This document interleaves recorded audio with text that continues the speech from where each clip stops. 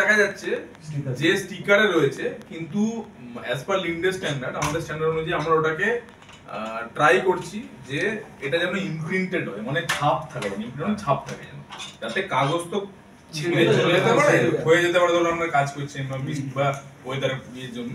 তো এইটাকে প্লিজ আপনারা চেক করে নেবেন এবং সমস্ত হুইলের জন্য চেক করবেন। অনেক সময় কি হয় যে ভাবছেন হয়তো হুইলগুলো পরপর সিরিয়াল নাম্বারে আছে, অনেক সময় কিন্তু ব্যাচ প্রোডাকশনের সময় অন্য ব্যাচ একটা প্যাকেটে ঢুকে যেতে পারে।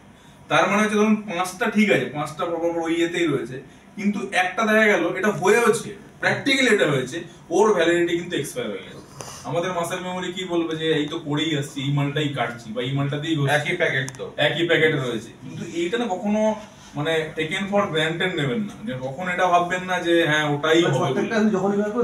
সব সময় কোশ্চেন করবেন, মানে নিজেকেও কোশ্চেন করবেন, সিস্টেমকেও কোশ্চেন করবেন। কোশ্চেন করলে মেনে নেবেন না প্রথমেই, মানে কোশ্চেন করলে কি হবে, জিনিসটা সলভ হবে, উত্তর আসবে।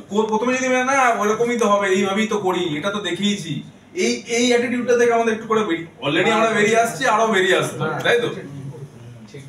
আর আপনারা কিছু কনক্লুড করতে চান?